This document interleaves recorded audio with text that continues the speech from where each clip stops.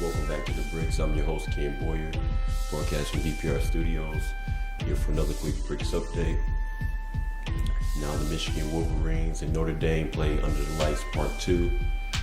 Capping off a perfect week to the $200 million donation from Stephen Ross, $100 million for the Ross Business School, as well as $100 million to the athletic department, which is the largest donation in school history.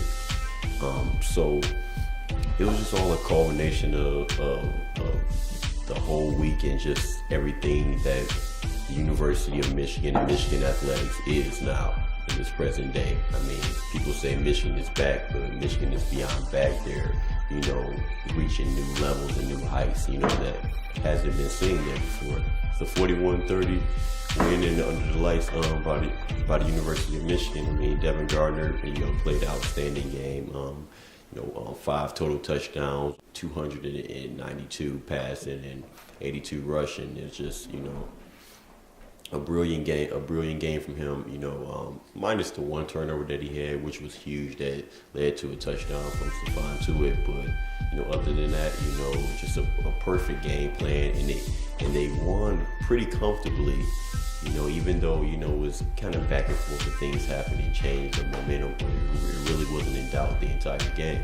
And they won pretty comfortably when they weren't able to establish like an effective running game like they did, the previous week. Of course, it wouldn't be to the effect of, Central, but, they had Derek Green and Fitzgerald Toussaint, running, to total over 100 yards between the two of them, but they weren't allowed to run in the middle at all. They did a lot of shotgun and running, and Devin Gardner running himself, but Fitz Toussaint, he came close to 100 yards, had 90 yards rushing, but on 23 carries. So they were really hard pressed, to try to run the ball in there, but they really didn't panic and they didn't try to force anything. They pretty much took what Notre Dame gave them, man. That showed me just how good this team is. Which I said, this team should go perfect in the regular season. Their toughest competition will come from, obviously, Ohio State at the end of the year, but Northwestern in the Legends division. But other than that, I don't feel like they'll have a problem. Nebraska,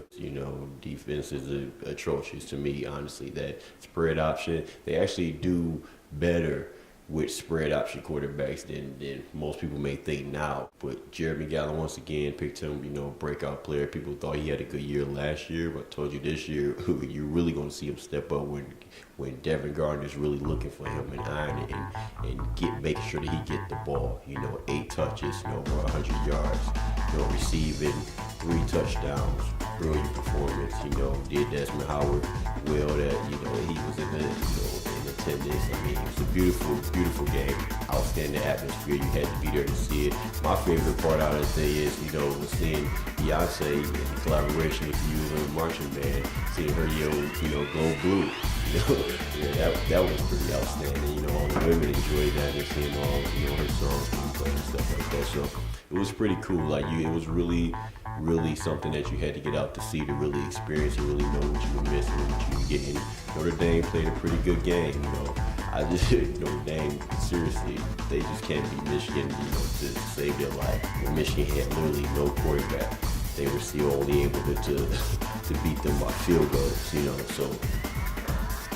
Once again, Michigan, Notre Dame had, lived up to the hype and up to the billing. I think last game in Michigan Stadium playing possibly at least still after 2020. So, great game overall, great atmosphere. A few things that stood out, is the interior of that offensive line. Obviously, they weren't able to generate enough push to really establish a run game at the middle of it. You have Stephon Tuitt and those guys there on the defensive line. It just wasn't happening. Notre Dame wasn't having it. But you didn't see a lot of, the team living or dying off of one player and holding your breath every time someone takes off, like you had with Robinson. You don't have to run, clearly 100 times, like how he was.